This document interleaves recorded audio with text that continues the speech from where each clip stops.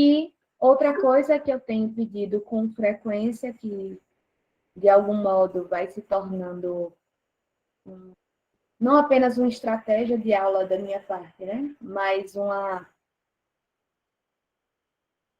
espécie de ritual. Acho que rituais são importantes para a colega, foi Joelma, né, que ligou a câmera e desligou já. Eu acho que é importante que a gente tenha aí, né, que vocês tenham mais ou menos essa noção de como é que a gente vai fazer. E a ideia da síntese, eu já falei e repito, é que a gente possa retomar de onde a gente parou, né? Que a gente possa ter essa sensação, esse sentimento de continuidade, né? E para que vocês possam me dar uma espécie de feedback de como é que vocês estão entendendo, de como é que vocês estão ouvindo as discussões, e como é que isso está pegando para vocês, tá? Eu lembro que semana passada a gente teve uma discussão bem interessante, bem legal, sobre, enfim, sobre várias questões, né, relacionadas com assistência social, com população de rua, com a realidade social, econômica e política brasileira. De forma geral, eu acho que eu poderia resumir dessa forma. Mas eu queria ouvir de vocês, eu queria que vocês me fizessem esse levantamento aí do que foi que a gente conversou semana passada, do que foi que a gente discutiu, do que foi que eu trouxe para vocês e que vocês aprenderam da aula. Alguém?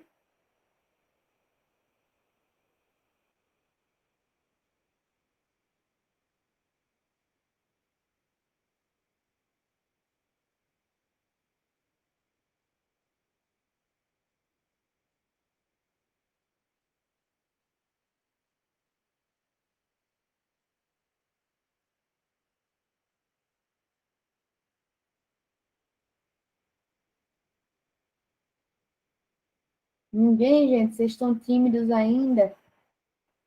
Estão chegando?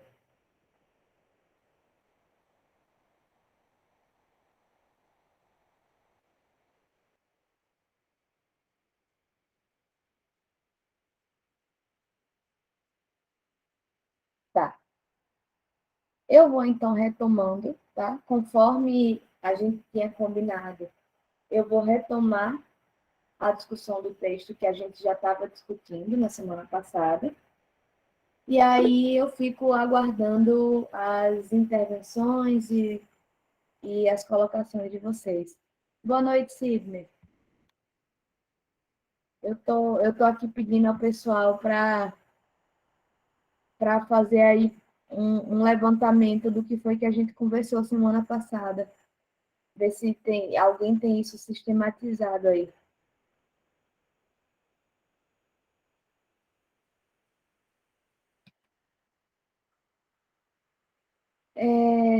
Eu lembro que semana passada a gente estava falando dessa perspectiva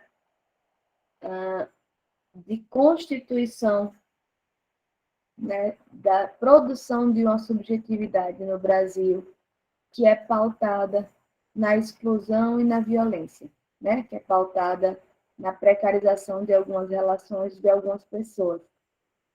E eu lembro que eu estava falando das mudanças aí de papéis sociais que se estabeleceram. Tem uma coisa que é interessante a gente observar, que é o seguinte: o tempo todo eu venho trazendo para vocês, eu venho dizendo para vocês que o texto de Luiz Antônio Batista, né, A Cidade dos Sábios, é um texto que se passa num período histórico de mais ou menos 90 anos.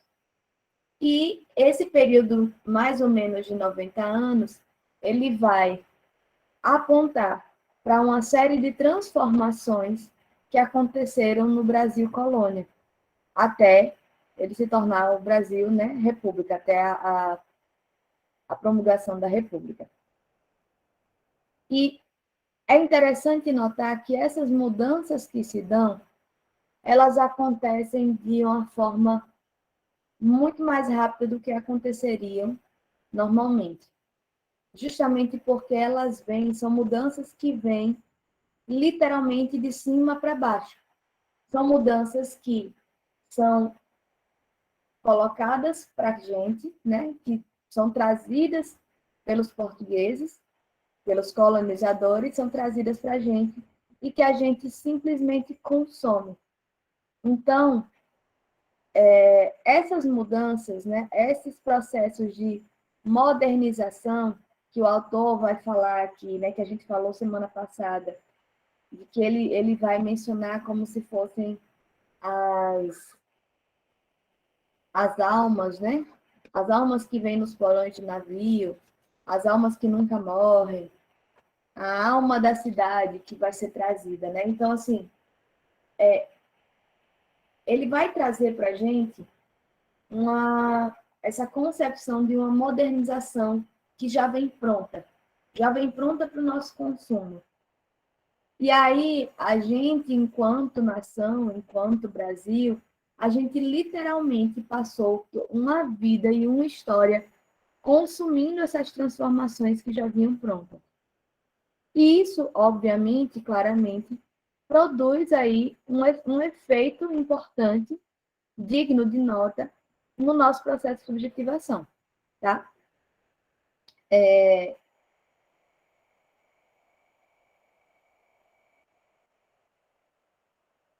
Então, a gente sabe que os processos de transformação cultural, eles acontecem de uma forma muito mais paulatina, muito mais lenta, muito mais progressiva. Mas, nesse caso, isso tudo se dá em 90 anos. Claro, isso aqui é ficcional, mas, como eu falei sempre, é uma ficção que está pautada em dados de realidade, né? Em dados históricos. Então, a gente pode ver que, no caso do Brasil, essas transformações elas acontecem mais rápido do que aconteceriam se fosse algo orgânico e gradual. Se fosse algo progressivo, como acontece sempre, né? Então, se a gente for ver, por exemplo, algumas dessas mudanças que se estabelecem aqui, e isso a gente está falando de século XIX já, eram transformações que já vinham se dando gradativamente na Europa desde o século XVI, XVII, XVIII.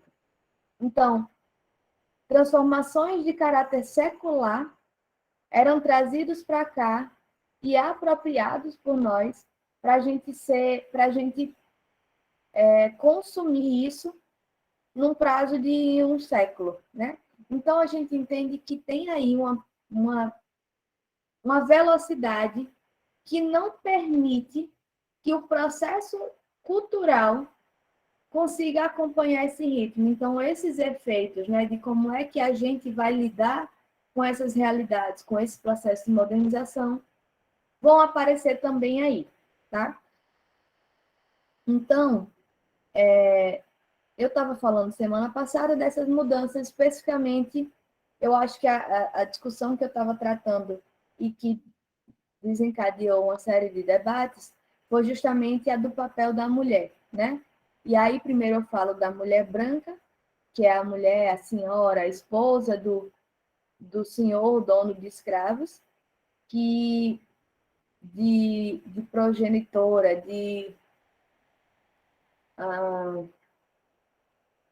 enfim, de uma pessoa que vai gerar os filhos e que vai gerenciar a vida doméstica, ela se torna mãe, ela se torna rainha do lar. E para isso, algumas alcunhas e algumas características vão ser solicitadas dela. E vai ser naturalizada a ideia de que ela pertence, ela possui, perdão, essas características, tá? Ao mesmo tempo, a mulher negra, de um outro lugar, a ela não é dado o direito da maternidade, a ela não é dado a possibilidade de maternar seus filhos e a relação de cuidado que ela tem com os filhos da senhora é uma relação completamente diferente. É uma relação de cuidado, mas é uma relação completamente diferente.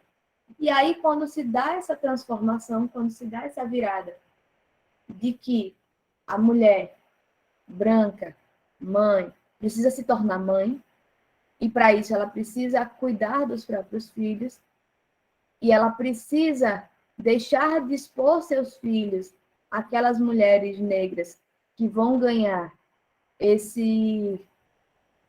essa caracterização preconceituosa e violenta, né, de que são disseminadoras de doença. Aí isso vai transformar todo o ambiente familiar e toda uma estrutura e toda forma de funcionamento. Junto com isso, o autor ele vai marcando vários elementos. E eu vou só pontuar, tá? Esses elementos que vão ser marcados. Porque vocês já leram e eu acho que a ideia aqui é a gente conversar, que nem a gente fez semana passada.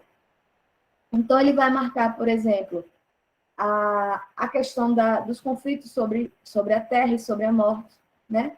Os sanitaristas, que ele vai chamar os sábios da higiene, vão começar a brigar com os padres, bispos, né, que ele chama de sábios da cruz, e percebam, mais uma vez, que essa noção de sábio está relacionado menos ao saber, de fato, e mais ao poder que esse grupo vai ter sobre uma certa sociedade, tá? Então, o saber médico, ele implica numa relação de poder sobre as formas de se comportar das pessoas, que tem tudo a ver com a ideia do poder disciplinar de Foucault, que a gente falou semana passada.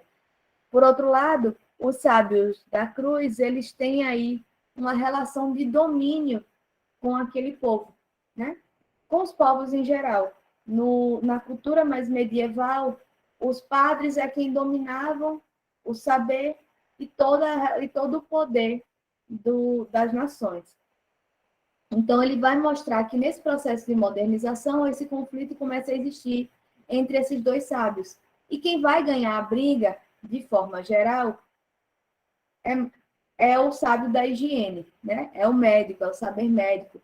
A modernidade vem marcando justamente a laicização do Estado e essa necessidade de isolar o trato religioso e moral das questões que se relacionam ao domínio do Estado. Claro que se a gente for pensar sobre a vida, sobre como as coisas vão se constituindo, a gente percebe que isso, né, que essa luta ela é contínua e ela vai variando. Então, por exemplo, hoje em dia, a gente percebe muito claramente o domínio da igreja evangélica em vários contextos de poder. Inclusive, no Brasil, a gente tem uma bancada, que é a bancada da Bíblia, né? Que é justamente uma bancada que está representada, que é tão bem votada, justamente porque ela é representativa aí de uma perspectiva de poder que se permite ser exercido no Brasil, né? Então, que as pessoas, elas ainda estão voltadas muito à religiosidade e, gente, quem for evangélico, não sinta isso como uma crítica da minha parte, eu só estou mencionando como é que essas relações, elas são cíclicas e as disputas de poder, elas estão sempre em voga, né? Então, esses sábios que são os detentores do poder, eles vão sempre estar aí disputando esse lugar de poder e, eventualmente, né, eles vão conseguir assumir algum lugar nessa relação de poder. Pode falar, Sidney. Boa noite, professora, galera. Inclusive, as religiões, de forma geral, elas se organizam para eleger pessoas. Existe um comitê, uma espécie de sindicato organizado, né, para apoiar, para orientar a igreja, né, a apoiar esse outro candidato. Eu vi no Jornal da Cidade, acho que terça-feira, sobre um procurador aqui do município de Aracaju, que é pastor evangélico, ele falando sobre por que não mais apoiar o presidente eleito, né? E apoiar agora, futuramente, Moro como presidente. E na entrevista, ele não falava em nome dele, ele falava em nome da igreja, né? Ele é presidente desse sindicato, tem outro nome, presidente do Sindicato dos Pastores Evangélicos daqui de Aracaju. Então, tanto os evangélicos como os católicos, eles se organizam para eleger, não só eleger alguém, como também, dentro da Câmara de Vereadores e deputados, apoiar ou boicotar alguma coisa. Uhum. Não, pois é, e aí, assim, mas e o que eu estou marcando aqui, sabe, Sidney, é justamente o fato de que, quando eu digo que tem esse conflito, né, que eu digo não, o autor está marcando aqui na história, que passa a existir esse conflito sobre a morte, né? Veja, a morte estabelece aí esse conflito, no sentido de que onde é que a gente vai enterrar nossos mortos, né? Claro, isso tem aí um atravessamento muito importante das questões ritualísticas e religiosas, mas aí vem os sábios da higiene, né? Os médicos sanitaristas, e vão dizer não é saudável, não é bom para a nossa saúde que os nossos mortos sejam enterrados nas paredes da igreja, que era um costume da época colonial, né? Então, o que está sendo marcado aqui é que essas disputas de poder elas vão acontecendo progressivamente com essas discussões, né? Com essas mudanças de perspectiva e, ao mesmo tempo, em relação a justamente a essa disputa, a esse conflito com aqueles que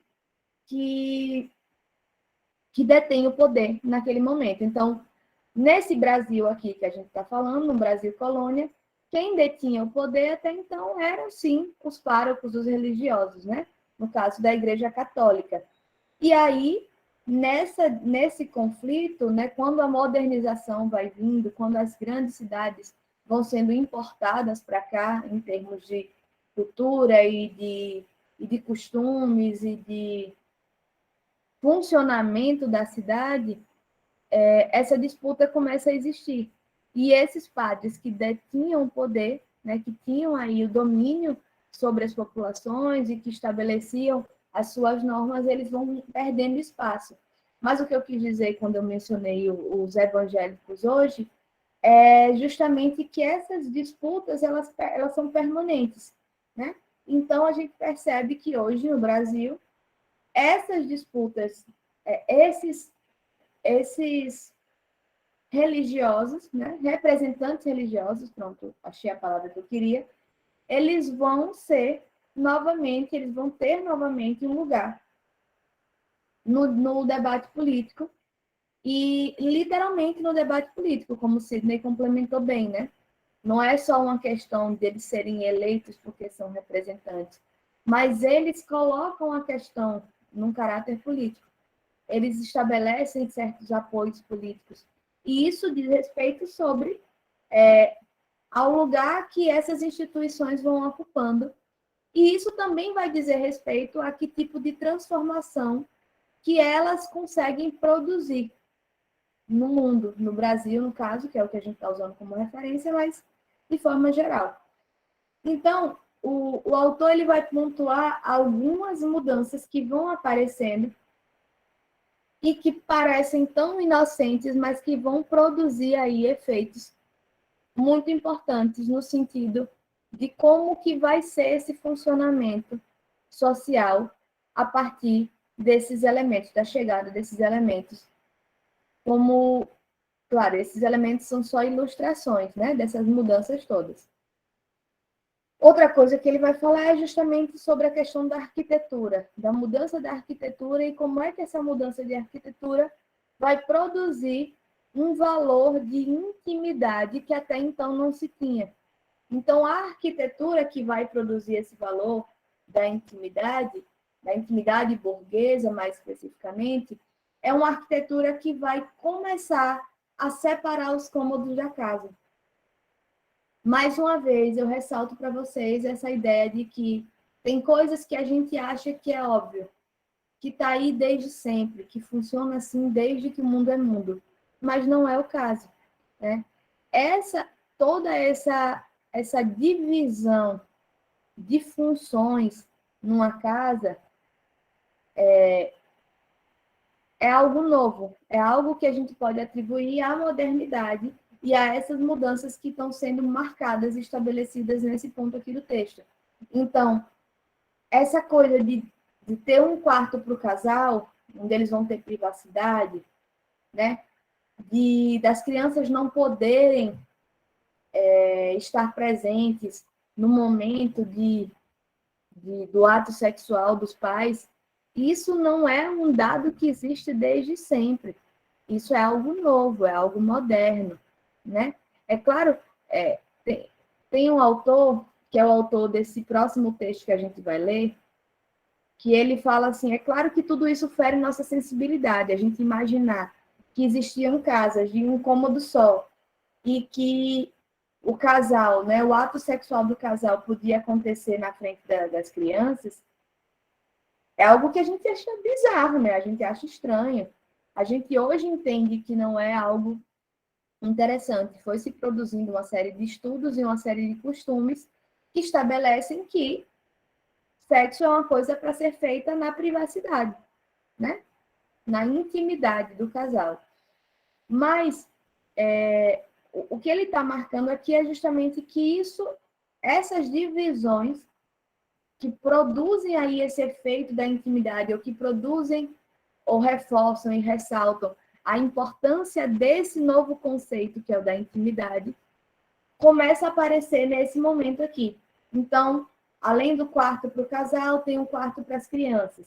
De preferência, dividido por gênero. Meninos num quarto, meninas em outro quarto. Tem a sala de visita, que é um espaço social, em que as pessoas podem receber as visitas, né? Em que é aquele espaço da casa que a gente vai até ali, a não ser que o dono da casa convide a gente para conhecer o resto da casa, senão a gente não passa daquele ponto.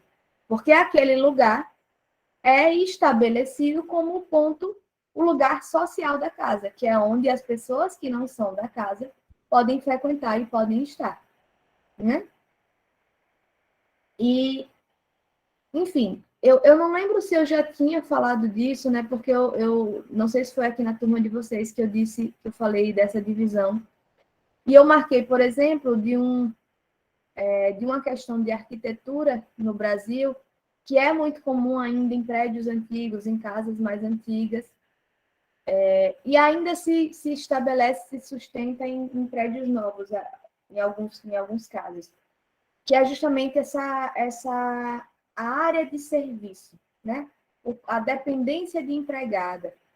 Isso se torna aí um espaço que é para garantir essa segregação, para garantir que essa pessoa tem um espaço que é dela e que impossibilitar o uso dela por outras partes.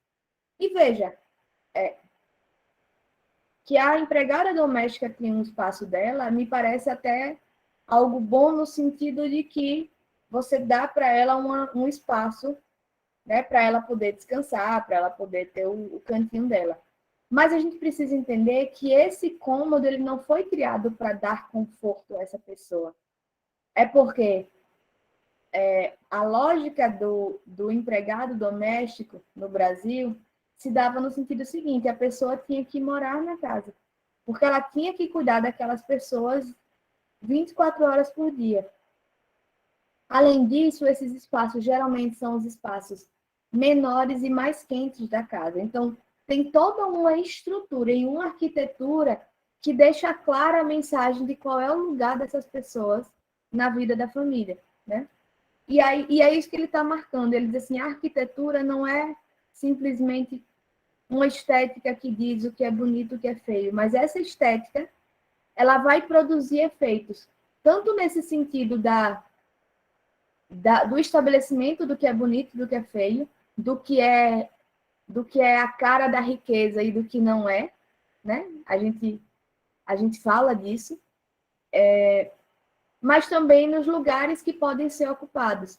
E aí, quando eu falei que tem prédios novos que até hoje usam isso, percebam que são prédios, geralmente os prédios mais novos, eles são menores, eles não necessariamente vão ter a dependência de empregada, mas eles vão necessariamente ter o elevador de serviço. Aí vão dizer assim, não, é porque o elevador de serviço é para quando vai fazer mudança, para quando vai ter coisa grande, quando vai ter sujeira. Mas, na verdade, é para um certo tipo de pessoa utilizar, né? Então, a gente precisa entender, não é que a gente precisa, eu acho que a gente precisa entender, mas assim, esse texto, ele marca muito isso. E ele marca especialmente uma possibilidade de que essa história possa ser contada por um outro lugar, por uma outra pessoa. Por uma outra pessoa, inclusive, que seja uma pessoa dessas, que tem o seu lugar marcado pela segregação e pela violência. Né? Não é à toa, e eu repito e insisto nisso, não é à toa que Moane é a narradora dessa história. E Moane é ela não é a narradora, ela é a personagem principal dessa história. Né?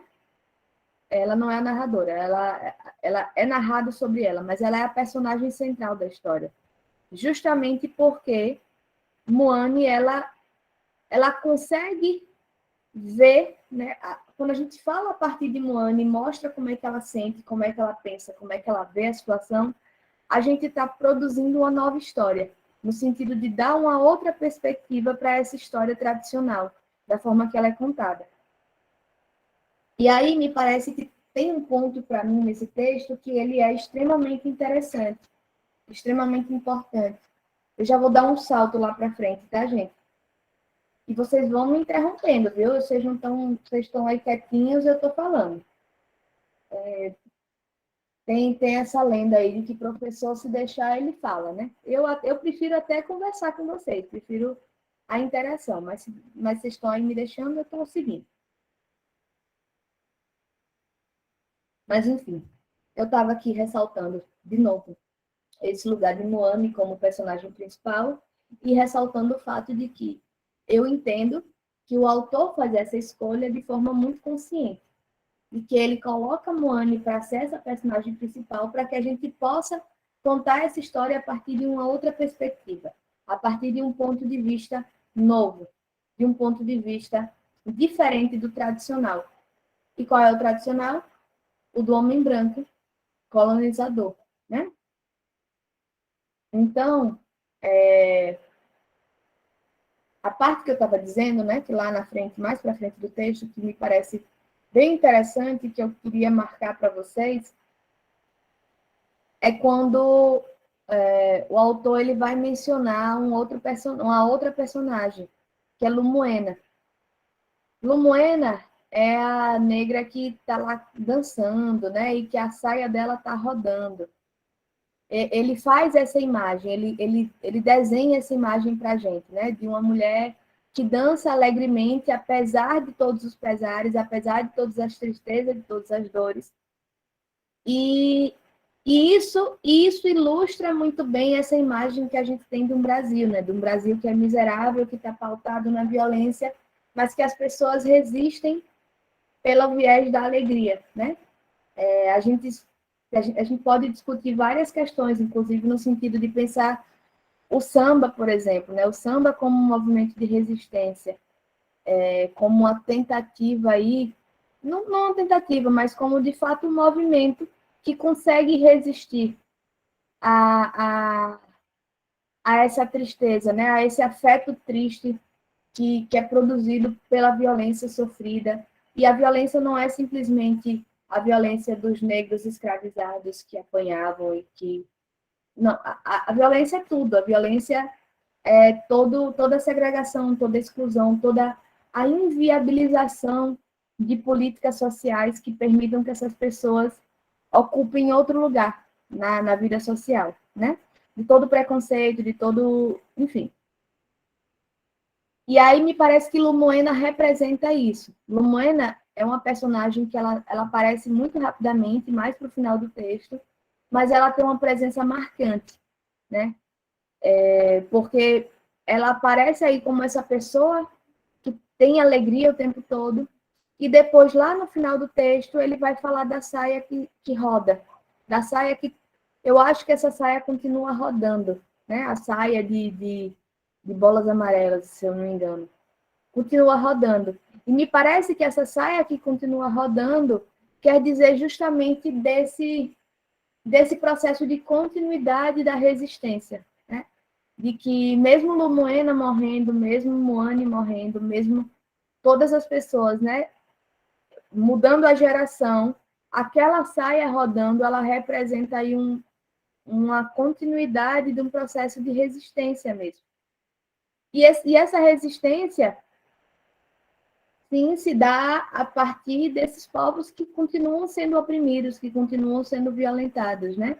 E essa resistência não precisa ser só pela via da cultura, da arte e dessa alegria que a gente consegue ter, né? Que esse povo consegue ter, apesar de todos os sofrimentos. Mas é de forma de luta mesmo, né? Quais são os movimentos que existem hoje, né? E que tentam colocar em xeque, colocar em questão essas violências que continuam existindo. Então, me parece que Lumoena, ela representa isso. E outra coisa que me parece que Lumoena representa, né, que ela ilustra nesse texto, é porque, em algum momento, Luiz Antônio, o autor do texto, ele vai mencionar que o nome Lumoena, em português, seria traduzido por espelho. Então, me parece que Lumoena, ela tanto é um espelho da gente, no sentido de que ela fala sobre o nosso povo, sobre o nosso processo de subjetivação, mas me parece que a ideia do nome Lumoena ser traduzido por espelho nos remete ao início da história. Vocês lembram que tinha um narrador marinheiro que encontrava um pedaço, um objeto brilhante, e ele chegava perto e via que era um espelho enferrujado? E quando ele se olhava na frente desse espelho, ele via toda essa história que ele vai contar para a gente, né? Que está sendo contada aqui. Então, me parece que é como se Lumuela também fosse esse espelho, né? Onde ele olha, mas ele não se vê como um indivíduo isolado. Ele se vê como um representante aí de toda essa história pregressa, desses antecedentes que nos constituem enquanto povo, enquanto história. O que é que vocês acham disso? O que é que vocês entenderam aí dessa aparição de Lumuena, desse personagem? O que é que vocês acham dessa leitura que eu estou fazendo? Conversa um pouquinho comigo aqui, vamos lá.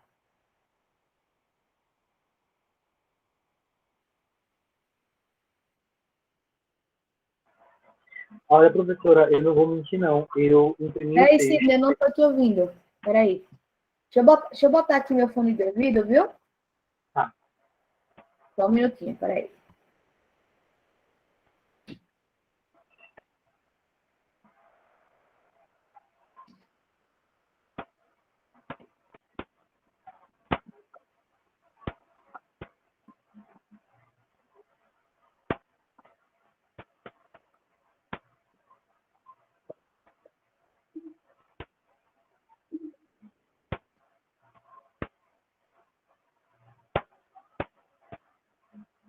Gente, toda vez eu faço isso. Eu vou buscar o fone de ouvido longe e ele já está aqui do meu lado, que eu já separei, para caso dê problema.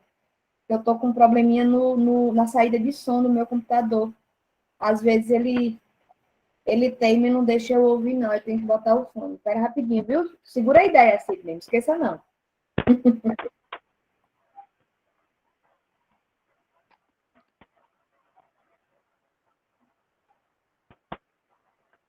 Pronto. Tá me ouvindo? Tô ouvindo. Eu vou te decepcionar, na verdade. O que eu quero dizer é que eu imprimi o texto, botei na minha bolsa de trabalho para ler, mas minha semana foi de cão. Eu não consegui ler. Por isso que eu não vou interagir sobre esse texto. Mas estou atento às discussões e com o texto na mão, fazendo uma leitura rápida. Tranquilo, Sidney.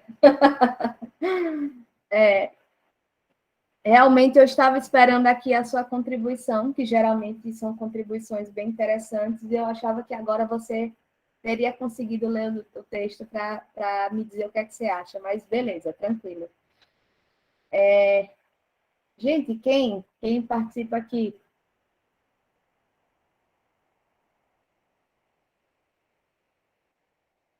Eu vou começar a pegar o povo que geralmente fala um pouquinho.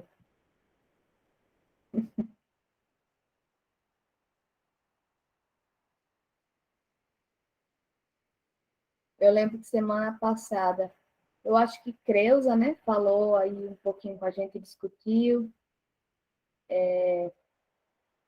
Acho que Nathalie também, não tenho certeza.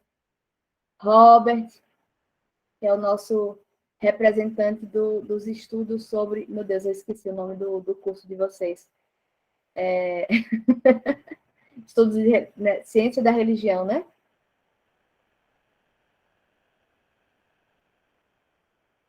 Vamos, gente. Ai, Sidney, a decepção com você não foi grande, não, viu? Foi tranquilo, assim, para mim. Mas eu confesso que essa turma eu vim hoje com essa expectativa de que semana passada a discussão foi tão boa que eu estava até com algum receio de se eu ia conseguir terminar o texto, porque quando a gente começa aqui a coisa vai, né? E eu estou aqui vendo vocês quietinhos, só me ouvindo falar sem parar. Boa noite, professora. Boa noite, Robert. Vamos me Eu salvar. tô, não, eu tô aqui. Eu tava aqui meio um pouco, tava conectado aqui, eu até me atrasei, conectei atrasado aqui porque eu tava me organizando, que a gente acabou chegando de viagem hoje, aí tava uma confusão aqui. Você estava em São Paulo, né? Foi, tava meio confuso aqui, foi. Não deu tempo nem de montar o computador, as coisas aqui, tô conectando no celular só para não faltar. Mas vamos lá, professor, qual é o questionamento? Eu li eu li pouca coisa do texto, mas vamos lá, vamos tentar construir uma ideia aqui. Não, tranquilo, não precisa se sentir pressionado a falar nada. Só porque é o seguinte, eu acho que essa leitura que eu estou fazendo agora, né, dessa personagem, que é Lumoena, me parece que é uma leitura minha, no sentido de que, assim, não é algo que está óbvio e que está dado no texto, tá? Mas eu faço essa construção e aí eu estava nessa expectativa de que vocês pudessem me dizer como é que vocês leram isso, né? Se vocês entenderam da forma que eu entendi, se vocês pensaram de outra forma, entendeu? Entendi. Na verdade, professor, assim, até por conta da aula passada, eu tô tomando cuidado de ter uma abordagem com o material todo material que tá chegando para a gente ler, eu tô tendo um cuidado de ter uma abordagem um pouco diferente. Estou sempre fazendo um comparativo com o que a gente vive hoje, né? O social de hoje. E realmente quando você começou falando sobre a questão das separações, dos espaços específicos para os pais, para as crianças, toda essa parte, realmente me veio um dos questionamentos que eu tinha até pontuado, né? Eu disse, não, vamos discutir sobre isso, né? Porque, assim, como você falou, são pontos que não são de agora, mas que, coincidentemente, nos tempos de hoje, têm sido muito questionados. Né? Tem sido muito questionados. Então, eu acabei me atendo mais a essa questão do comparativo com o que a gente vive hoje na sociedade. Então, assim, especificamente no caso de Lumoena, como você falou que é a personagem, eu não me preocupei tanto em fazer a leitura da personagem em si, mas da mensagem que era trazida a partir dela para a sociedade hoje, entendeu? Do comportamento dela, da questão do comportamento feminino daquela época para o comportamento feminino de Lumoena, né? De por mais que fosse exigida, por mais que fosse cansado, por mais que estivesse numa situação adversa, naquele momento da dança, do rodar da saia, o mostrar da altivez, da firmeza, que apesar de tudo, ela está ali fazendo algo que realmente deixa ela satisfeita, que deixa ela feliz, a questão do empoderamento feminino, entendeu? Eu comecei a trazer mais para esse lado, de reforçar essa figura e de encontrar realmente quais são os mecanismos que hoje tem na sociedade, que a mulher hoje utiliza na sociedade, porque no Moena, simplesmente o fato dela simplesmente dançar, que não era só uma dança por dança, né? Muitas vezes a gente discutindo sobre dança, eu com minha esposa a gente fala isso, não existe dançar por dançar, existe realmente o dançar como expressão. Você quer passar algo, você tem uma mensagem a passar. Então, quando se fala da dança de Moena no texto, eu trago justamente por isso, né? É uma forma de empoderamento, é uma forma de altivez, vamos dizer assim, é uma forma de você de demonstrar que, olha, isso que vocês estão me proporcionando, por mais que eu reclame, por mais que eu sofra, não vai me derrubar. Eu puxei mais para essa linha. Eu tendenciei mais para essa linha. Mas você não acha que isso pode ser lido como um movimento de resistência, de algum modo? Sim, na verdade, quando resistência, aí voltando para aquela questão de trazer para o contexto atual. Resistência nesse sentido, né? Resistência de que por Eita, Robert, eu não sei se mais que eu aqui, mas eu parei de te ouvir. naquele momento, né? Naquela construção, vamos dizer assim, no do texto, Agora como tô. você falou, Agora tô. por mais que ela tivesse naquele ambiente de ela sentia dores, né? Por mais que ela tivesse naquele ambiente adverso, a dança demonstrava que aquilo não fazia com que a força dela, a vontade dela sucumbisse. É uma forma de você demonstrar resistência, é uma forma velada de você afrontar, desafiar aqueles que lhe impõem condições adversas, entendeu? Então, quando você é submetido a uma condição adversa, aí você, em determinado momento, se demonstra confortável, mesmo dentro daquelas condições adversas, é uma forma velada de você bater de frente. É uma forma até elegante, vamos dizer assim, né? Porque você não precisa nem confrontar, mas você está se impondo, né? Realmente está se contrapondo àquilo que está sendo proposto para você. Eu gostei muito desse verbo que você trouxe, né? Afrontar. Eu acho que a ideia da resistência é um pouco isso mesmo, né? A gente fala muito de resistir, a gente fala de subverter, mas eu acho que tem algo de uma afronta mesmo, no sentido de que, assim, e eu acho que a ideia de afronta é boa, nesse caso, porque a gente está falando o tempo todo de relações de poder desiguais, né? Então, a pessoa que está num lugar desempoderado institucionalmente, no sentido de que é uma pessoa, como a gente está aqui repetindo, que está numa situação adversa, né, que está sofrendo violências, que está sofrendo segregação, que está sofrendo, enfim, tudo isso que a gente veio mencionando, no sentido de do que é que essas mulheres negras escravizadas sofriam e quando elas deixam de ser escravizadas, que tipo de realidade que elas vão encontrar, né? Então, me parece que a ideia de afronta é muito boa porque exige coragem para isso, né? Para você afrontar alguém que está numa relação de poder superior à sua, você precisa de coragem. E não é pouca, não, né? É muita coragem. E aí me parece que Lumuena tem esse lugar no texto, assim.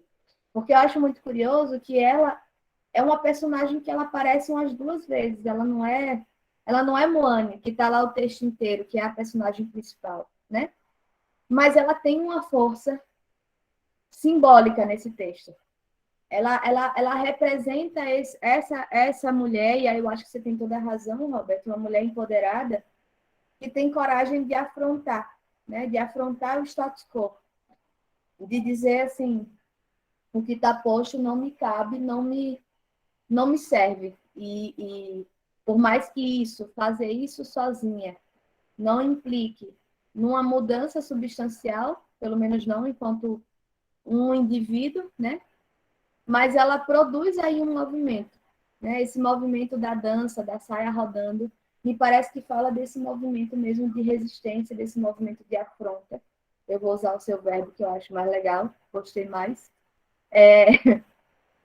A esse status quo, a essa situação que está posta e que vem sendo posta há muitos anos no Brasil, né? E aí, assim, numa terceira parte do texto, o autor, vocês percebem que, assim, ele vai marcando as mudanças simbólicas e as mudanças de estrutura social em cada uma dessas partes. Na primeira, que é a dos anjos gordos, ele está falando de uma estrutura estática, né? De que não havia mobilidade, inclusive no sentido da movimentação na cidade. As pessoas ficavam dentro das suas casas, que tinham uma estrutura completamente diferente, né? Depois ele vai falar da revolução das almas, que é justamente o que implica aí essa grande mudança. E é uma mudança que é trazida pronta, para consumo dos brasileiros, né? Para consumo de quem está no Brasil naquele momento. Então, é uma revolução da ciência, uma revolução da arquitetura, das artes, dos costumes, de tudo. Então, tudo vai mudar de uma forma revolucionária, no sentido de que tem aí todo um processo de ruptura do funcionamento anterior, e que isso produz uma série de implicações, né? Produz uma série de efeitos na forma que a gente consegue se apropriar daquilo, na forma que a gente consegue lidar com aquelas mudanças, que é uma forma muito específica do brasileiro. Tem um autor chamado Luiz Cláudio Figueiredo, que ele vai dizer, eu não lembro muito bem em que texto ele fala isso, mas, enfim, ele vai dizer que no Brasil esse processo de modernização se deu tão rápido e veio tão pronto, né, nesse sentido de uma importação, que a modernidade no Brasil não foi uma modernidade propriamente dita, foi um processo de pré-modernidade, ou, como ele prefere dizer, uma modernidade para inglês ver. Ou seja, a gente se apropriava, a gente consumia essa modernidade que vinha pronta, mas ela não fazia sentido para a lógica que a gente vivia. Essas mudanças, elas não produziram os mesmos efeitos aqui que produziram na Europa, né? De onde ela veio, onde elas foram constituídas. Elas vieram para cá impostas, elas vieram para cá importadas, prontas. E a gente simplesmente consome. Mas no que a gente consome, a gente obviamente se apropria daquilo, né? E a gente produz algo com aquilo. Existe um efeito, mas o efeito na cultura brasileira é muito específico da cultura brasileira. E como é que a gente vai se utilizar aí de todas essas transformações, de todas essas rupturas que vêm lá da Europa para cá. E aí esses processos de ruptura, eles vão se marcar basicamente, ou em sua grande maioria, melhor dizendo, relacionados com essas mudanças tecnológicas, essas mudanças de costumes e essas mudanças da ciência, né? Desses conceitos novos que a ciência vai produzir e vai trazer para a gente. E essa, eu me atrevo a dizer, que é a parte que mais nos interessa, a nós que somos estudantes de psicologia do desenvolvimento. Por quê? Justamente porque essa mudança, né, essas mudanças que ele está marcando aí, nos costumes, na ciência, né, de como é que vai se estabelecer essa forma de funcionamento das populações, é quem vai estabelecer o novo lugar da mulher branca, que é mãe, do homem branco, que é o pai, da criança, dos filhos dessa família, que são as crianças que precisam ser protegidos em sua pureza, em sua meiguice, que são frágeis, sensíveis e que precisam de cuidados especiais, de que precisam de uma educação apropriada para que eles se tornem homens bons, homens morais, homens trabalhadores, tá? Tudo isso vem pronto. Toda essa imposição de valores, toda essa compreensão sobre uma formatação de família, sobre como é que isso deve se estabelecer, vem pronto e a gente consome. E a gente recebe, e a gente aceita, e a gente se apropria disso e passa a funcionar dessa maneira. Mas, claro, toda mudança cultural ela é muito lenta e muito progressiva. Então, isso que vem imposto, a gente recebe, a gente se apropria, mas a gente vai se apropriar do nosso jeito. A gente vai fazer isso de uma forma que é muito própria da gente aqui. Mas esses marcadores históricos e políticos, eles estão presentes na nossa realidade hoje, né? Tomando um pouco o que Robert trouxe, no sentido de que ele fez uma leitura muito pautada em pensar como é que essa história me fala sobre a história de hoje, é justamente isso, assim, como é que a gente consegue entender esses marcadores temporais, esses marcadores históricos, esses marcadores sociais, como é que a gente consegue entender a influência deles, o impacto deles na vida que a gente leva hoje, na cultura que a gente tem hoje no Brasil e na forma que a gente funciona e que a gente lê as relações sociais no Brasil hoje. Então, para a nossa disciplina da psicologia do desenvolvimento, é extremamente importante entender especialmente esse ponto, de como é que esses costumes chegam aqui, como é que a gente se apropria deles. Então, essa ideia, por exemplo, de uma educação, da educação das crianças, de que as crianças passam a se tornar elementos importantes dentro de uma família, e, novamente, isso não é natural, vocês vão dizer assim, ah, não, mas não é possível, a mulher ficava grávida 9 meses, e aí tem todos os hormônios, né, que fazem com que ela fique lá encantada pelo bebezinho dela e tal, tal, tal. Veja, toda a questão biológica e hormonal, de fato, ajuda no sentido de que aquela mulher ela vai entender que ela precisa preservar aquele bebê. Mas a ideia de maternidade, essa ideia, essa noção, esse conceito que a gente tem hoje, é um conceito moderno. Ele não existia antes, mas é como eu digo para vocês, como eu estava dizendo no início da aula, enquanto que esse processo vai começar a se constituir lá na Europa, mais ou menos no século XVI, XVII, né? Ou seja, essas mudanças no sentido da valorização da criança começam a se dar progressivamente, vagarosamente, uma mudança cultural que se dá bem passo a passo, a partir do século XVI, XVII, chegando no século XVIII, ganhando essa forma, e chegando no século XIX e ganhando uma outra ênfase, que é a ênfase da escolarização e da importância da produção desse ser humano moral e produtivo e trabalhador, né? Que essa concepção do trabalho vem muito mais do século XVIII para o século XIX. Enfim, mas lá a coisa acontece progressivamente. E aqui isso vem pronto. E a gente simplesmente abraça. E a gente simplesmente recebe, consome e se apropria disso, né? Então, toda essa concepção de educação, toda essa concepção de como a gente lida com uma criança, de todo esse imperativo de uma maternidade que precisa se impor, né? Que toda e qualquer mulher vai ser uma grande mãe ou só vai se realizar quando for mãe. Tudo isso foi consumido e foi recebido pronto aqui no Brasil, enquanto lá foi se constituindo enquanto uma cultura mesmo, de forma progressiva. Isso produz uma série de mudanças na nossa forma de ler isso e na forma que a gente vê no Brasil isso acontecendo, tá? Mas, enfim, nessa terceira parte, que ele vai falar do encontro dos reis,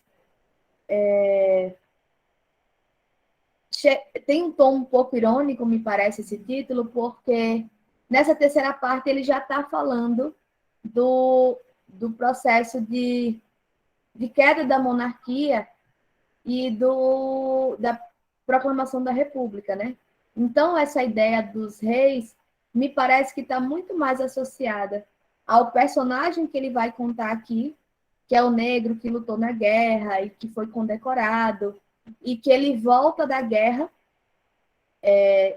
enlouquecido, acho que essa é a palavra que a gente pode usar, né? Ele enlouquece diante de tudo que ele vai viver na guerra, e ele desenvolve um delírio de que ele é um rei, né? E aí ele se torna uma figura curiosa, divertida. Mas percebam que quando ele menciona esse personagem, que de fato existiu, não é um personagem inventado, ele está marcando que é como se ele tivesse sido de fato o último rei. Tá? O último rei em que sentido? Ele foi o último louco que foi autorizado a ser louco, a viver o delírio dele sem precisar ser tratado por isso, sem precisar ser encarcerado por isso, sem precisar ser controlado e visto como um risco para a sociedade. Esse é outro movimento que Foucault vai marcar, da relação aí da modernidade, né, da modernidade com a loucura. Ele vai dizer o seguinte: em determinado momento da história do mundo, os loucos, eles poderiam até causar algum tipo de desconforto, né? Porque as pessoas não entendiam que eles tinham a confiabilidade de uma pessoa, entre aspas, normal. Mas eles tinham um papel na sociedade, eles eram respeitados, eles eram, pelo menos a eles era permitido viver em sociedade.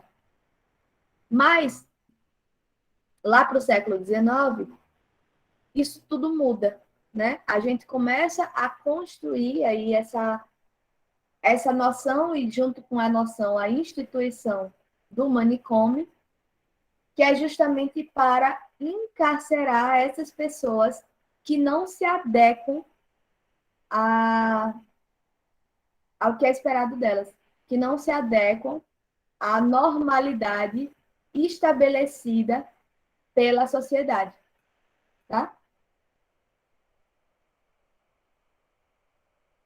Então, ele vai ler uma notícia falando da inauguração desse manicômio, né? Falando que, além da estátua de Dom Pedro II, que ainda era o imperador, né? Embora já estivesse prestes a deixar de ser, tem ali duas outras estátuas, que é de Pinel e de Esquirol.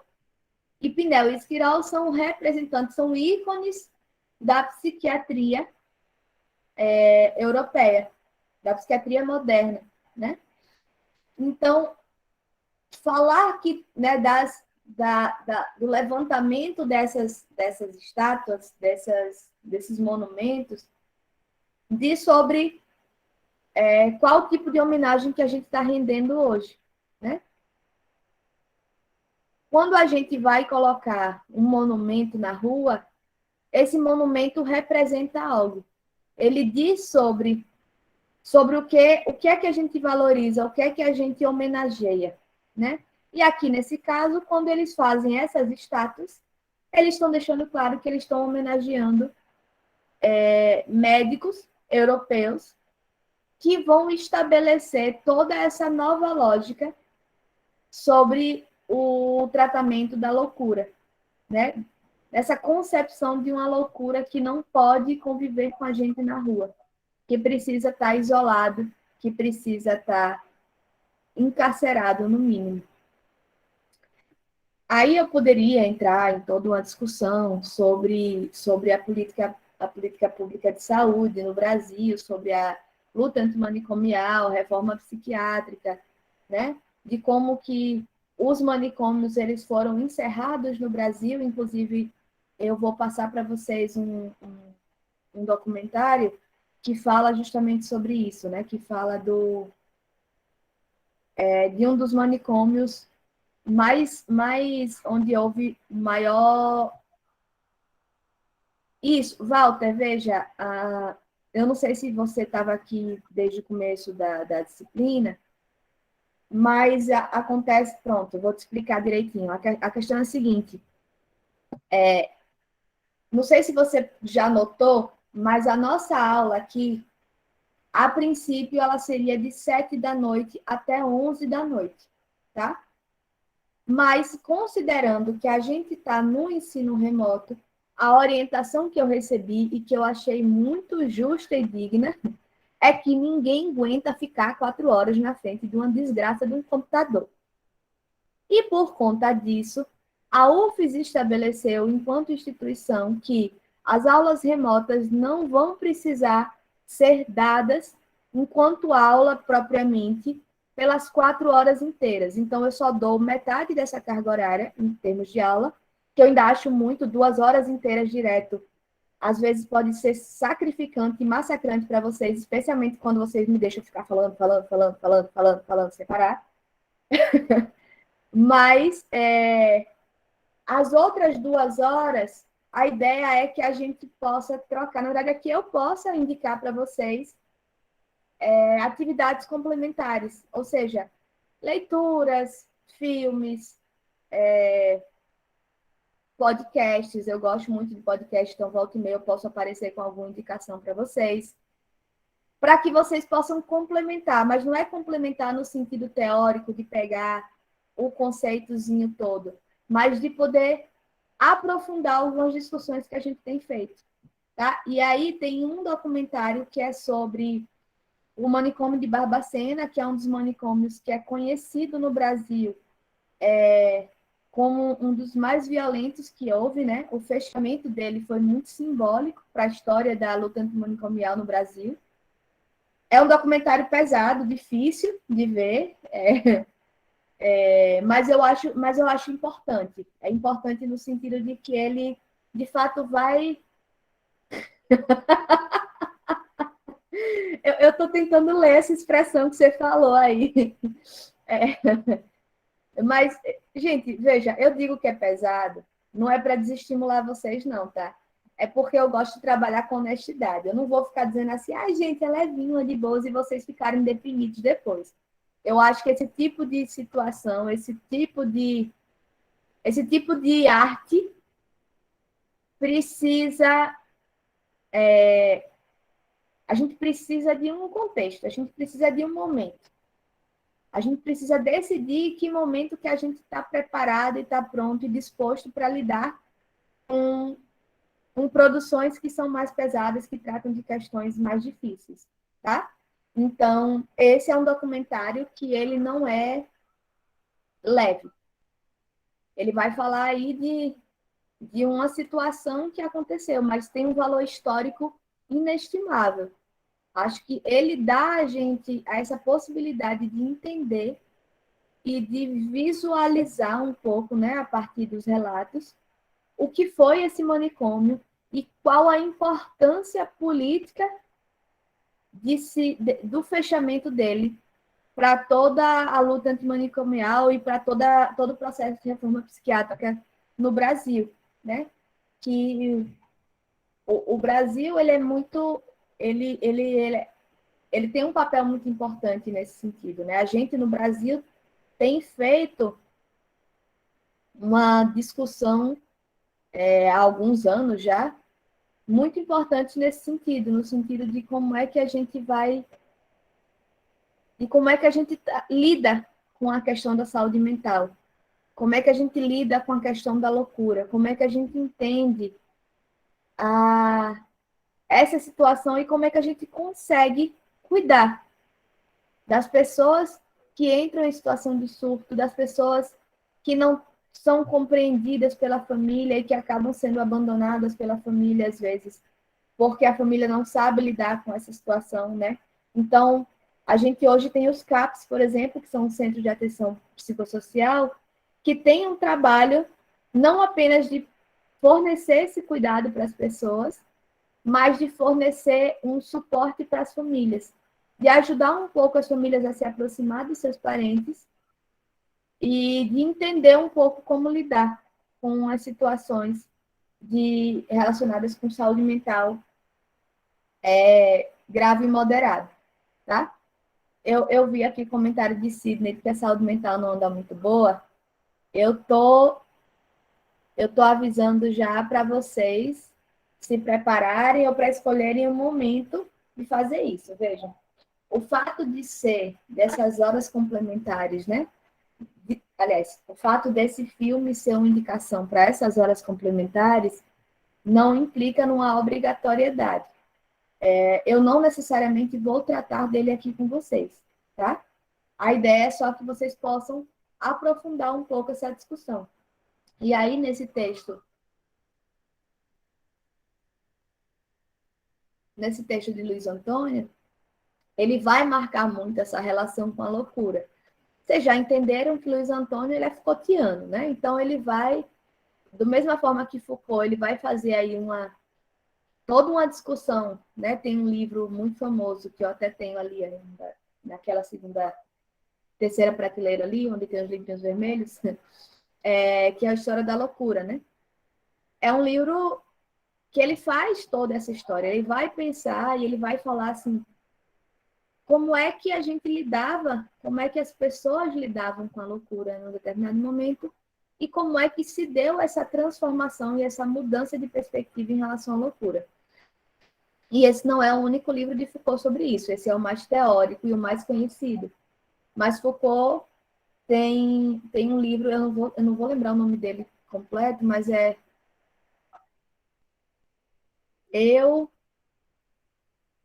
Desculpa, gente. Eu não lembro o nome do personagem, que maravilha, né? Eu, fulano de tal, matei minha mãe, degolei minha irmã, não sei o quê. É um personagem que existiu de fato e que ele ficou muito conhecido porque, num acesso de fúria, ele matou a família inteira. E ele se torna um ícone que representa... Não é Michael Myers, não. Ele se torna um ícone que representa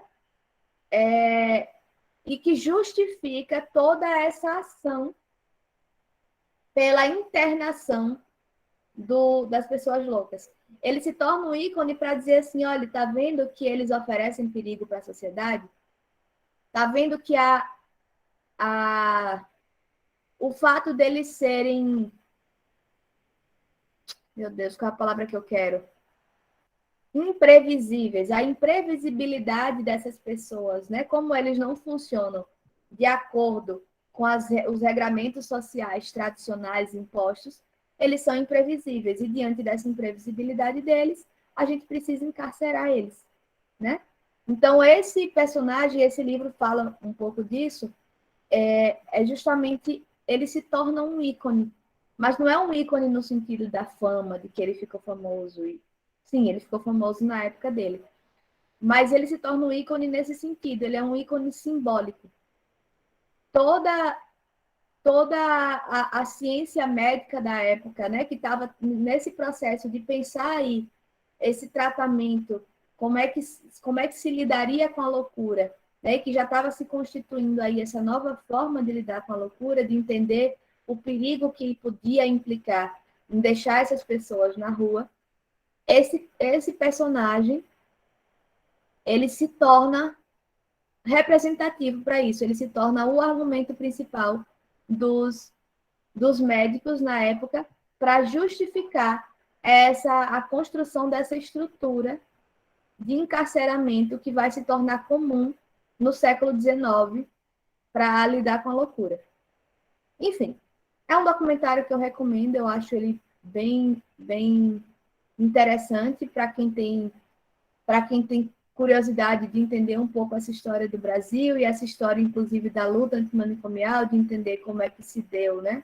Toda essa construção, que não é algo exclusivo do Brasil, a luta antimanicomial tem aí a participação de uma série de teorias que vêm da Europa, né? Da antipsiquiatria, enfim, tem várias teorias. E no filme isso vai sendo um pouco apresentado, assim, acho que é bem interessante. Walter, pode falar. Professora, vai colocar no mural do Classroom? Vou. Eu tenho o link já aqui, eu boto lá para vocês. É só clicar em cima e assistir. Valeu, muito obrigado. Beleza.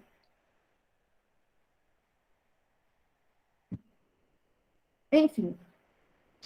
E aí, quando ele vai falar dessa questão do hospício, ele vai falar do personagem, né, que é o último rei, e ele é o último rei justamente porque, a partir de então, todos os loucos que deliram achando que são reis, eles não têm mais o direito disso. Eles vão ser encarcerados, vão ser dopados e vão sofrer uma série de intervenções, como um eletrochoque, por exemplo, que foi muito comum, né, ao longo da história médica e da psiquiatria. Enfim, e aí... E o que ele vai mencionar é justamente isso, assim, de que esse homem, ele já estava aí na transição, esse personagem, ele já participa dessa transição. Ele já é mal visto, ele já produz um estranhamento diferente na sociedade, né? E se ele tivesse aparecido 10 anos depois, ele já seria encarcerado, com certeza, porque aí toda a estrutura manicomial já estava instalada no Brasil e legitimada por essa ciência, por esses sábios, né? Então, mas voltando um pouquinho, né, a esses pontos que eu estou marcando do texto, que eu estou trazendo para vocês,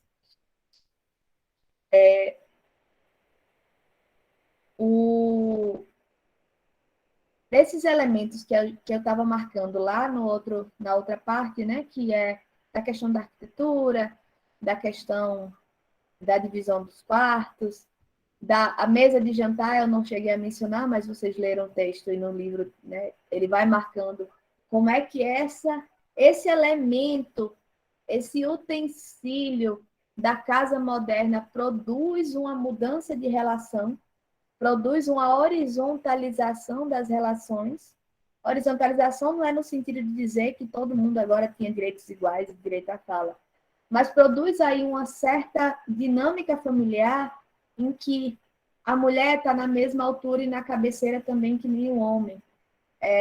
Os filhos estão ali também sentados à mesma mesa, então tem uma certa horizontalidade no sentido de conversar, de ser uma família, de estabelecer essa noção que a gente tem hoje de família, né?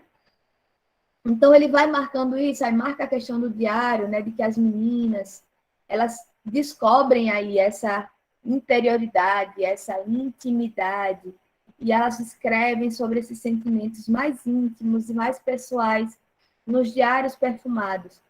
E aí tem um trecho que eu anotei aqui para ler para vocês, que eu acho ele bem duro, mas é um duro na medida que a gente precisa ler da dureza das coisas, né? Para a gente ter essa marca, né? Dessa mudança, dessa diferença, dessa distinção que se dá entre esses dois Brasis. Ele vai dizer na página 72 o seguinte: no sobrado da Rua do Sabão, para quem não lembra ou para quem não leu, o sobrado da Rua do Sabão é para onde as mulheres que estavam lá nos bordéis que foram fechados, nos bordéis mais pobres, né? Ou seja, as mulheres negras que eram antigamente escravizadas e agora não eram mais, mas também não tinham oportunidades e continuavam subalternizadas, continuavam empobrecidas. Essas mulheres, os homens também negros, né? Ou seja, esse sobrado da Rua do Sabão é uma espécie de vila da periferia naquela época ali, que as pessoas que não tinham condições que tinham ou não tinham empregos, ou tinham, mas ganhavam um pouco, né? Viviam nesse lugar. Aí ele vai dizer assim, no sobrado da Rua do Sabão, o perfume era outro, né? Se referindo ao perfume dos diários das meninas lá. As confissões dos diários e os mistérios da personalidade não tinham vez. Trabalhava-se muito. Lá, as cortinas eram de chita estampada. Então, ele vai pegar todas essas referências, eu também não falei da cortina, né? A cortina, ela entra aí como esse elemento da construção da noção de privacidade da família, porque a gente agora tem janelas que se abrem, mas elas ficam tem cortinas que são colocadas para que a gente mantenha a nossa privacidade, né? De quem vive dentro da casa. Então, ele vai fazer essa marcação para dizer o seguinte: isso, usando o mote que Robert trouxe para a gente, isso existe até hoje, né? Quando a gente fala do Brasil, não é um Brasil só que existe. E aqui eu não estou falando de diversidade, de Nordeste, Sudeste e Sul, não. Tem essa também. Mas eu estou falando que não tem só um Brasil no sentido de que, às vezes, a gente precisa pensar quem é esse povo que está sendo mencionado, né? Por exemplo, quando o nosso atual presidente ele vai falar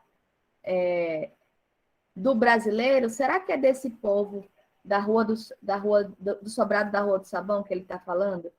Será que é esse o povo que está interessando a ele, né? Quando o nosso ministro da Economia, o senhor Paulo Guedes, fala da atual polêmica aí do iPhone, né? ele está falando desse povo? Sabe? E de que Brasil ele está falando, né? Como é que esse tipo de narrativa produz aí uma certa desqualificação de algumas lutas que a gente tem? É isso que a gente precisa entender, e eu acho que esse texto marca isso muito bem. Tem aí uma distinção, tem aí uma segregação que se impõe desde sempre no Brasil, né? Então, enquanto que todas essas mudanças trazidas pela modernidade e pela civilização europeia e toda essa nova sensibilidade que a gente vai ter com essa interioridade, essa compreensão de que eu sou um eu, de que eu tenho a minha personalidade, de que eu tenho sentimentos que são só meus, que só eu sinto, e que eu vou escrever no meu diário, que vai ser fechado por um cadeado, porque ninguém mais pode ler, que ler esse texto seria o único acesso que as pessoas teriam a esses meus sentimentos, isso não tem vez na Rua do Sabão. Porque toda essa perspectiva, toda essa construção, todo esse processo de subjetivação que está colocado ali, ele não faz sentido nessa outra realidade, nessa outra vivência. E percebam que no processo biopolítico do Estado, ou seja, nesse processo de modulação dos povos, esses valores, esses sentimentos, essas ideias, elas vão chegando também nessas periferias, mas elas chegam de outro modo. Desse modo de consumo, de tipo assim, olha, é assim que vocês têm que se comportar, de um modo impositivo e imperativo. Fale, Robert. Professora, você mencionando essa questão, me veio à mente um fato agora recente, que foi o assassinato da empresária do Santa Maria, que é assim que tem sido veiculado. É o assassinato da empresária do Santa Maria. Eu posso até estar falando alguma bobagem, alguma coisa aqui, mas com a sua retórica nesse momento, e eu já vinha pensando uma linha parecida com isso, é o seguinte: quantas pessoas ou quantos casos de homicídio de comerciantes que hoje as pessoas, não, vamos chamar de empresário, né?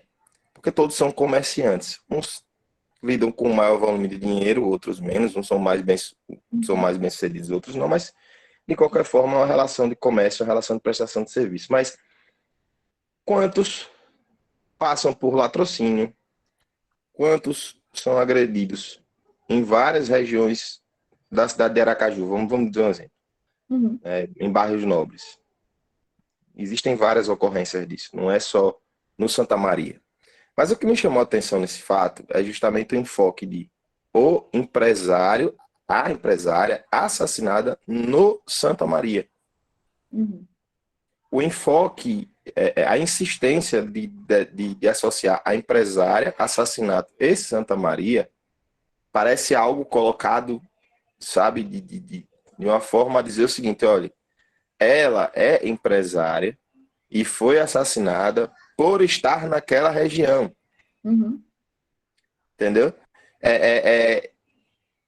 Eu, assim, não é que eu sou contra evidenciar as notícias, sejam elas de ordem policial, mas, assim, tem umas coisas que são tão forçadas ao mesmo tempo, tão sutis, que as pessoas não percebem.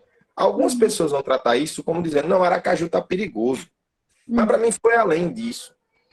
Para mim, o que me chamou a atenção não foi só a questão da criminalidade, porque a criminalidade não acrescenta há muitos anos. Mas, assim, o enfoque: empresária assassinada, Santa Maria, sabe? É como se fosse algo assim: olha, se fosse em outra região, isso não teria acontecido. Mas, e tá se batendo muito pesado nessa ocorrência, entendeu? Tá se batendo muito pesado nessa ocorrência.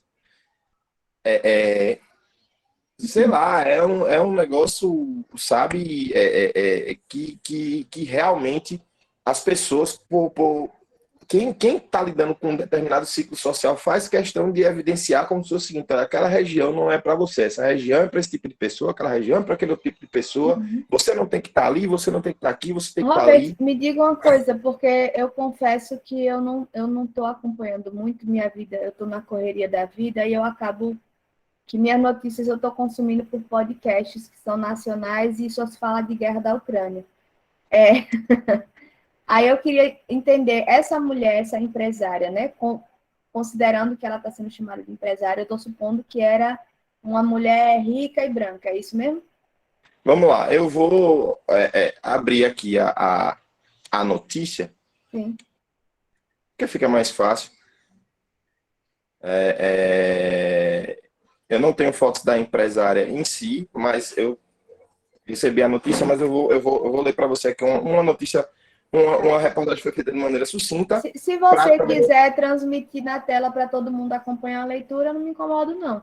Tá, deixa eu só, porque assim, eu estou conectado aqui no... Ah, não, então deixa. Se for ser difícil, deixa. Só leia, a gente presta atenção. Pode ler. Eu mando já para vocês, mas assim, né? Uma comerciante identificada como Kênia Patrícia Barreto Santos, de 45 anos, foi assassinada, né, na noite dessa sexta-feira, dia 11, no loteamento Marivan, bairro Santa Maria, Aracaju. As informações pelos policiais que atenderam a ocorrência são de que a vítima era proprietária de um mercadinho quando foi atingida pelos disparos no momento que pilotava sua motocicleta. Ainda segundo a PM, a dupla de assaltantes chegou a pé, tentou roubar o veículo da vítima, que supostamente reagiu e acabou sendo alvejada pelos assassinos. Uma câmera de segurança registrou as imagens no momento em que a mulher foi baleada e estacionou o veículo e caiu na calçada de uma sorveteria. Então, o fato que aconteceu foi esse, né, do assassinato. Tem umas fotos aqui do veículo, uma moto, né, que ela tem, mas assim, como eu falei, eu não me ative muito ao ocorrido do assassinato em si, porque, como eu falei para você, é uma coisa que tem acontecido corriqueiramente, não só em Aracaju, como em outros locais. Mas, assim, me incomoda muito quando você evidencia esse rótulo. Empresária assassinada no Santa Maria. Sabe? Porque se dissesse assim, mais empresário assassinado, latrocínio porque tem vários bairros que acontecem isso. Para mim não é um privilégio um do Santa Maria. Você falando agora, não sei se foi para todo mundo. Porque tem vários bairros que acontece isso. Não é um privilégio do Santa Maria. Isso acontece em qualquer lugar. Mas, assim, quantas vezes o pessoal tem preocupação de fazer esse enfoque, de noticiar várias vezes, que, assim, foi dado como depois foi dado um enfoque à questão da grávida que foi atropelada, entendeu? Mas, assim, eles procuram evidenciar algumas coisas que realmente, nesse caso específico de Santa Maria... E o fim de semana foi marcado pela violência na zona sul da capital. No loteamento Marivan, uma empresária foi assassinada durante uma tentativa de assalto. A vítima foi abordada por 2 homens armados. A reportagem é de Sara Medeiros. Põe na cena. O sábado, que seria de grande movimento na mercearia localizada no loteamento Marivan, no bairro Santa Maria, deu lugar ao silêncio e às portas fechadas. A proprietária do estabelecimento, identificada como Kênia Patrícia Barreto Santos, de 45 anos, foi morta por bandidos quando voltava para casa. As câmeras de segurança da sorveteria flagraram o momento em que a empresária chega ao local. Ela, ferida, cai sobre a moto. As pessoas que estavam no local tentam ajudá-la. Perceba o desespero das pessoas ao prestar socorro. A empresária não resistiu aos ferimentos e morreu ali mesmo. Nas ruas do loteamento Marivan, o clima era de tristeza e muita comoção. Era uma menina boa, uma menina legal. Foi mal aí, Robert. Não, tranquilo, Walter. Paramos para assistir, para todo mundo ficar ciente de qual é o caso que está sendo tratado. Mas foi mal aí interromper o Robert, viu? Não, tranquilo, Walter, eu agradeço. Eu tentei aqui parar o áudio aqui, desativar o áudio do site, né, que é o YouTube, mas para deixar lá de fundo, né, enquanto você falava, mas só que não deu. Mas desculpa aí. Robert, Entendeu? você quer encerrar? Ou você quer terminar o que você está falando? Mas assim, é isso. Quando se tem oportunidade, as pessoas querem realmente continuar demarcando essa diferença, Uhum. sabe? Quando se tem oportunidade, as pessoas evidenciam essa diferença. Quando se tem oportunidade, as pessoas querem separar pessoas do grupo Na A, verdade, a pessoas do grupo B. oportunidade se cria, né? Para isso. Tudo se joga para... Pega-se uma situação, um recorte, e joga-se para um contexto que é interessante para quem quer divulgar aquela forma. E assim, é realmente interessante que as pessoas... a gente está falando aqui em 12 pessoas aqui hoje na aula, mas seria interessante abrir esse tipo de discussão para várias outras pessoas, para que elas entendam o real motivo de você estar divulgando algumas coisas. Não é ser contra ou ser a favor de divulgar notícias, mas qual é o real objetivo disso? Por que que algumas coisas são tratadas de maneira diferente do mesmo ocorrido em outras situações? Não tem diferença. Se é para falar, tem que falar de todos, como acontece na 13 de julho, como acontece no Santa Maria. Entendeu? Então, se você dá enfoque no Santa Maria, você tem que dar enfoque na 13 de julho, você tem que dar enfoque no Garcia, entendeu? Você tem que dar enfoque nos Jardins, em qualquer lugar que eles considerem como sendo... Você tem que dar enfoque no ocorrido dentro do Maria Rezende Machado, quando sei lá, entendeu? Locais que são supostamente considerados como pessoas, mas região de pessoas com maior poder aquisitivo, enfim. Tem que ser, o enfoque tem que ser o mesmo, mas não é. O enfoque só é dado para separar, para dividir. Robert, Sidney, antes de eu te dar a palavra, deixa eu só fazer um comentário, porque eu acho que isso que Robert traz, eu queria trazer para uma outra dimensão que tem nesse texto aqui, e que eu falei logo no início da aula passada. Lembram que eu falei, né, que eu comecei apresentando o texto dizendo da citação que ele faz, né, e dessa ideia da narrativa, né? Eu acho que o que a gente está falando aqui, Robert, e me parece que esse texto que a gente está discutindo há 2 semanas, ele viabiliza esse debate, é justamente uma questão de quem é a narrativa e o que é que a gente quer produzir de efeito de sentido com essa narrativa. E, às vezes, isso se faz de uma forma supostamente natural, né? E eu digo supostamente porque isso é construído. Ainda que geralmente existe a mão de um editor que vai produzir aí, né? Escolher essas palavras, quais são as palavras a serem usadas em determinado contexto. Mas ainda que não existisse isso, ainda que isso fosse falado de uma forma, entre aspas, natural, essa naturalização diz respeito à forma como a gente faz essa leitura até hoje. Diz respeito a essa história, né? Então, de fato, tem uma questão narrativa aí que é muito forte. Alguém comentou no chat, enquanto você falava, de que a mesma mídia, é a mesma situação, é a mesma escolha de palavra, escolha narrativa que se faz quando a gente pensa, por exemplo, quando a gente vai falar de um homem negro que foi preso por tráfico. Ele não é chamado de um homem foi preso por tráfico, ele vai dizer assim, um traficante foi preso, né? Agora, quando é um homem branco, a gente vai dizer um homem acusado de tráfico, foi preso, tal. Vejam, a notícia é a mesma, mas a forma que a gente narra essa notícia produz um efeito de sentido que é diferente. E produz um efeito de sentido que diz sobre esse processo de subjetivação do povo brasileiro. E a gente naturaliza e a gente continua naturalizando essas coisas. Então, sim, me parece que é extremamente relevante esse debate que você traz, Robert, e que isso dialoga com o nosso texto, porque a gente está o tempo todo falando de narrativa.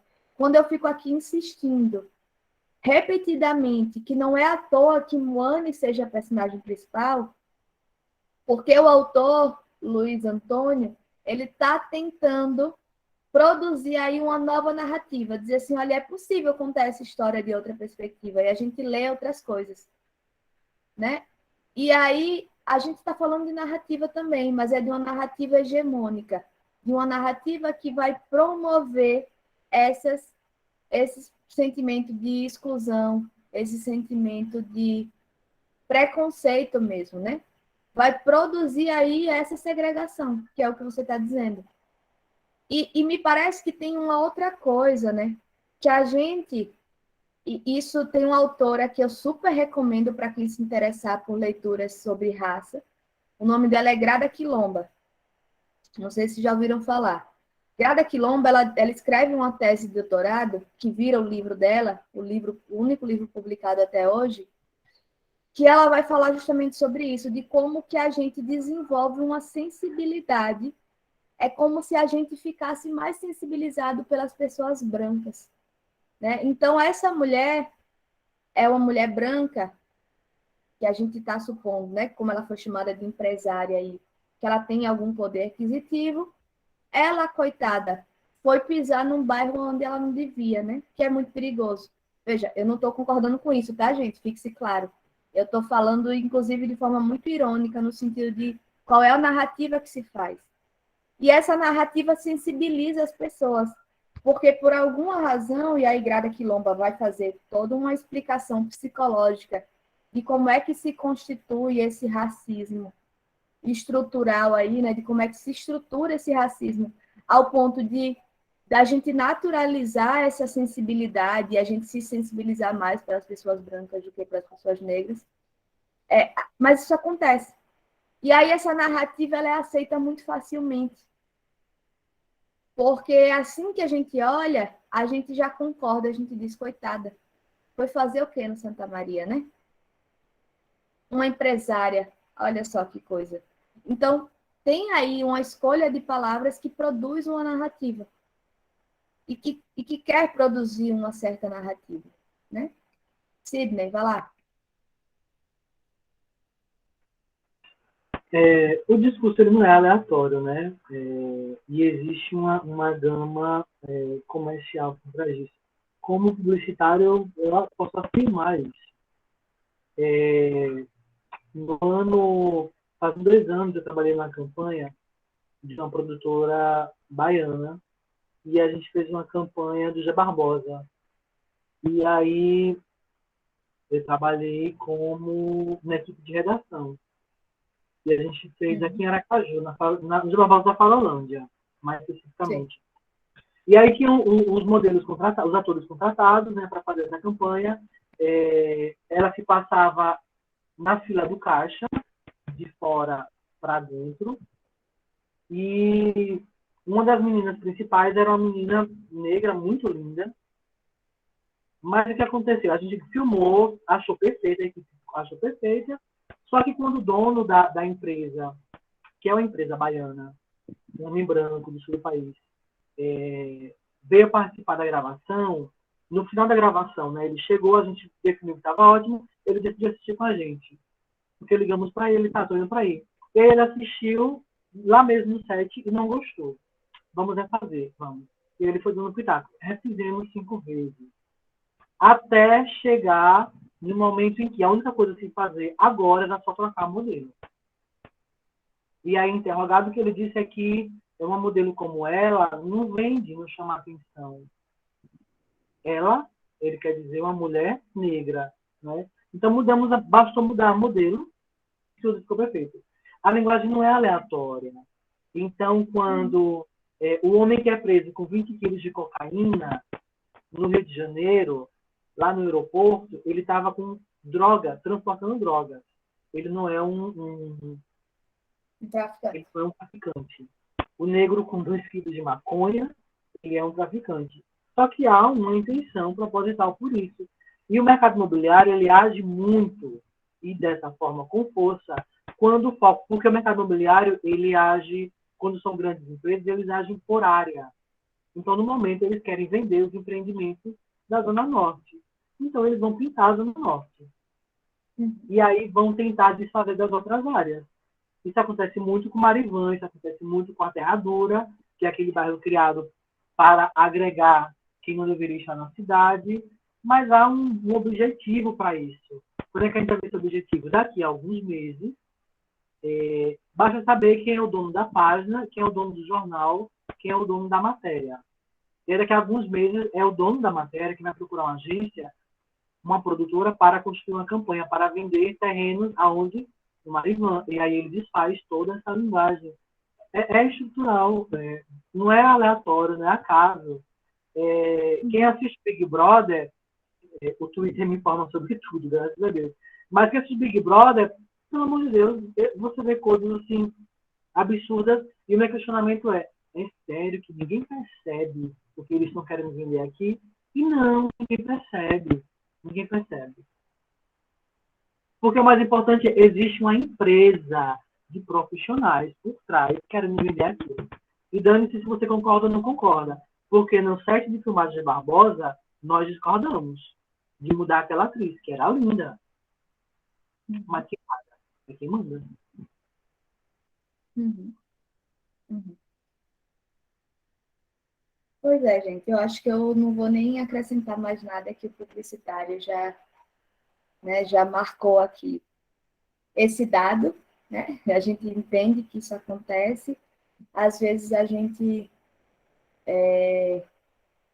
até por uma tentativa mesmo, como dizem as pessoas atualmente, de passar pano para algumas coisas, a gente vai fingindo que não está vendo, ou a gente diz, não, é exagero. A gente não, né? Eu particularmente não sou de dizer isso, mas tem muita gente que acaba fazendo assim, não, isso é muito radicalismo, isso é exagero. Mas não é, né? Isso é sorrateiro, não é exagerado. O contraponto, a gente grita e a gente alardeia que isso está acontecendo porque essa prática é comum e sorrateira. Ela acontece o tempo todo e ela é quase invisível, como o poder disciplinar que Foucault marcou para a gente, né? Tem aí um processo de modulação mesmo, né? De como é que a gente vai ler, de como é que se produz isso para a gente, para nós, consumidores e leitores. Como é que a gente vai conseguir ler essa questão? Como é que eles querem que a gente leia? E o que é que eles querem que a gente faça a respeito, né? Então, a narrativa ela serve para isso, ela serve para mobilizar ou para desmobilizar também. E aí, isso é uma questão muito, muito importante, né, para Foucault, por exemplo, quando ele vai trazer justamente essa construção, quando ele vai problematizar esses dados que são tomados como naturais. Então, a gente precisa, de fato, desnaturalizar. Nós, como estudiosos universitários, a gente precisa desnaturalizar certas coisas que são colocadas como dadas e como naturais, né? E essa é a ladainha que eu estou cantando desde o dia que eu comecei a dar aula para vocês, né? Porque eu acho que é uma ladainha importante para a gente pensar na psicologia. A gente precisa desnaturalizar o que está dado como natural. A gente precisa desnaturalizar a ideia que a gente tem de infância para pensar o desenvolvimento humano. A gente precisa desnaturalizar a ideia que a gente tem de família para pensar o papel dessa instituição no desenvolvimento da criança. A gente precisa desnaturalizar a ideia que a gente tem de escola para a gente poder também pensar de forma crítica qual é a função dessa escola e como é que a gente pode pensar estrategicamente nessa função para pensar o desenvolvimento da criança e do adolescente, tá? Então,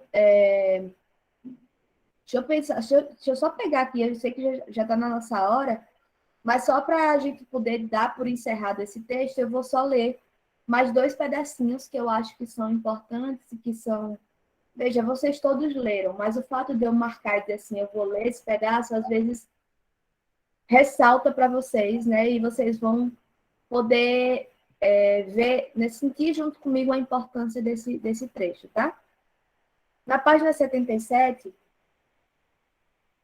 ele vai dizer assim: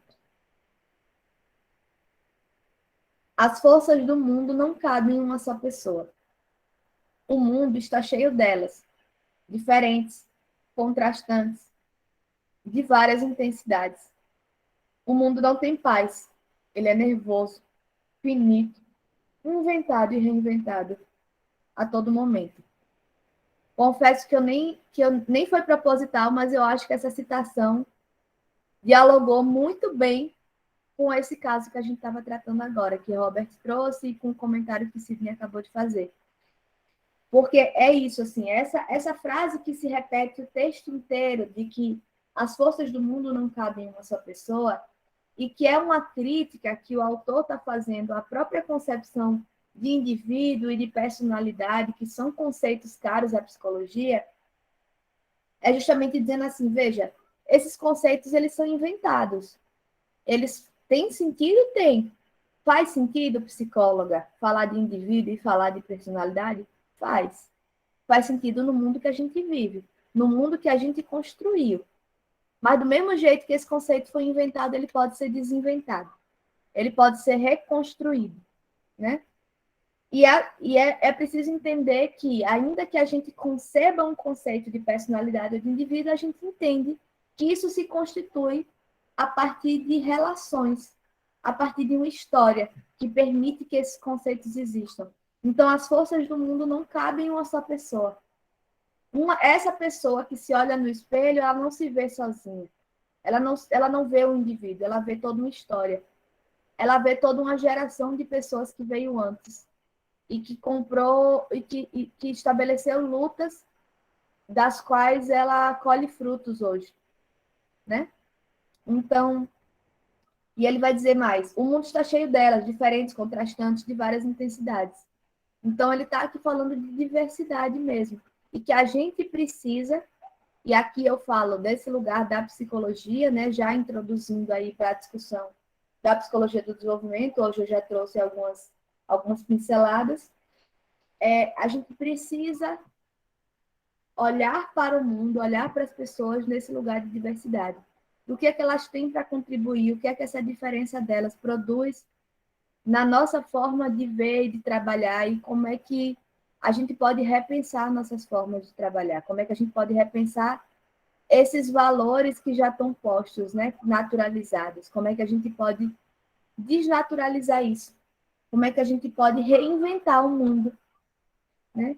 E me parece que essa ideia da resistência ou da afronta de Lumoena também fala sobre isso, né? De que a gente tem aqui um papel, enquanto herdeiros desses personagens, a gente também tem esse papel de sustentar essa afronta, né? De criar novas formas de afrontar o status quo e de pensar em movimentos de resistência. É claro que eu não estou aqui tentando incitar vocês a uma revolução. Eu acho, inclusive, que talvez eu possa estar tentando pensar num nível de revolução, numa revolução no nível invisível do poder disciplinar de Foucault, né? No sentido de pensar nessa imersão que a gente tem no mundo, no papel que a gente cumpre, que tipo de mudança que a gente pode produzir, né? E me parece aqui que o primeiro passo que eu dou é justamente dizendo, conceber que o mundo é diverso e entender que as verdades que a gente tem hoje, elas foram inventadas e que elas podem ser reinventadas. A gente pode inventar novas também. Tá? E aí, por fim mesmo, eu juro que eu estou acabando. Na página 80, ele vai mencionar, já é o autor mesmo falando, já não é mais o narrador, o marinheiro narrador, mas o autor ele vai mencionar o seguinte, ele vai dizer assim, Lumoena Moane e o Negro GG, eles são personagens, né? E aí, não sei se vocês lembram do Negro GG, ele também é outro personagem que aparece muito rapidamente, mas ele tem um valor simbólico importante no texto.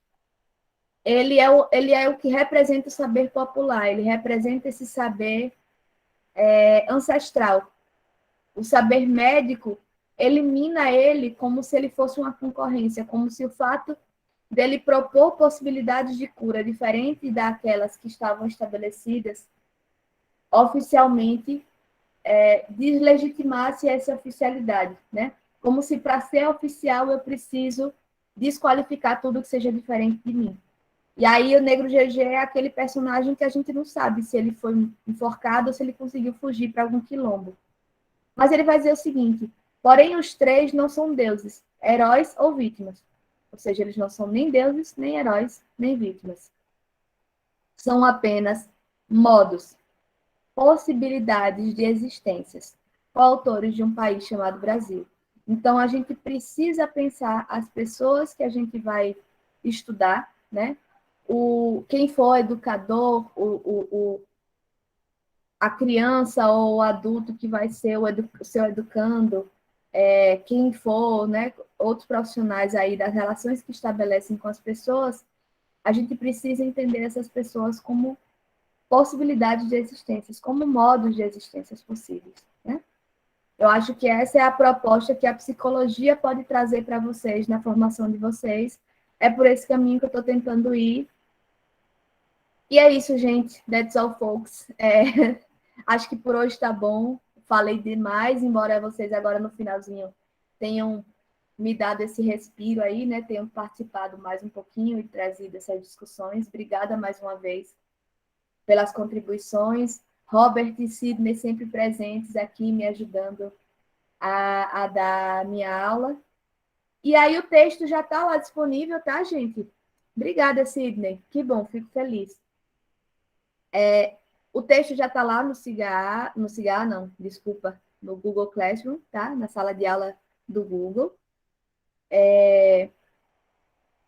A gente só tem aula semana que vem, então não tem tempo suficiente, é um texto curto, é um texto tranquilo de ler, inclusive acho que ele repisa um pouquinho algumas questões que a gente já discutiu, então não sei ainda, não vou prometer nada, mas eu espero conseguir trabalhar ele todo em uma aula, porque de fato tem alguns conceitos que ele só vai reiterar, mas a partir de uma perspectiva mais teórica, num debate mais, né, mais voltado aí dentro dessa teoria de pensar a constituição da psicologia do desenvolvimento, tá? E é isso. Vou colocar agora o link do documentário para quem quiser já aproveitar na véspera do feriado e assistir o documentário, já vai estar disponível, tá bom? Obrigada, gente, pela presença, obrigada pela atenção e obrigada especialmente pela participação dos que participaram, inclusive no chat. E até semana que vem. Fale, Robert. Era para eu escrever, mas aí é só para desejar uma boa noite e um bom feriado a todos. Pronto, valeu. Você também. Tchau, pessoal. Boa noite, bom feriado. Tchau, boa noite.